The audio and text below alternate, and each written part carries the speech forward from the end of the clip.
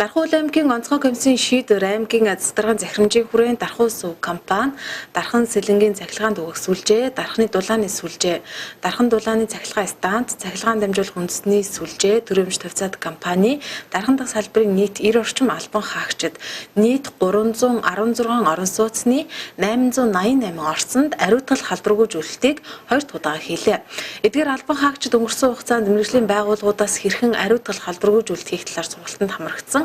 Ингэснээр 7 хоногт 1 удаа буюу нийтдээ 3 удаагийн ариутгал халдваргүй зүйлтийг аймгийн хэмжээнд хийж байгаамаа.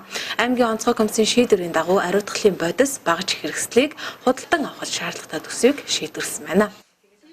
Манай аль багтханд ингээд төрөөс бодлого явуулж ариутгалын ажил хийж байгаа юм байна. Одоо энэ ажил маань ард түмэн бид нэр өөрсдөө хувьсартай байж маска зөөж гэрийн ариун цэврээ сайнсах хэрэгтэй гэж бодож байна ингээд.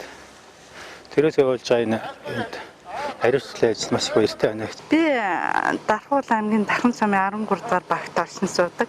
Тэгээ манайх ариутгал аягүй сайн хийж. Сайн ингээд коридороор орсон чинь холомын тэгээ хог хаягдал маягдал байхгүй. Тэгээ манай нэг оршин суугчд өөрсдөө хариуцлагатай байна л да. Өөрсдөө хог могоо хаяал.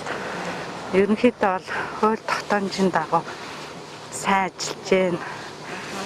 Төр засаг одоо энэ багийн удирдлагууд бол ерөнхийдөө сайн л ажиллаж байна гэж байна. Тэгэхээр иргэд байна өөрсдөө бас юуг анхаарах хэрэгтэй юм болоо? Бид нар бол одоо яг ингэж маска сайн зүүх, гараа сайн ариутгах, ерөнхийдөө гадуур одоо сургуулийн насны хүүхдүүд гарахгүй тий бүх энэ ерөнхийдөө манайх айгүй намжмал байдалтай байна шүү дээ. Тэгэхээр гайгүй байна. Ер нь иргэд өөрсдөө л хариуцлагатай байх хэрэгтэй гэж бодож байна шүү дээ.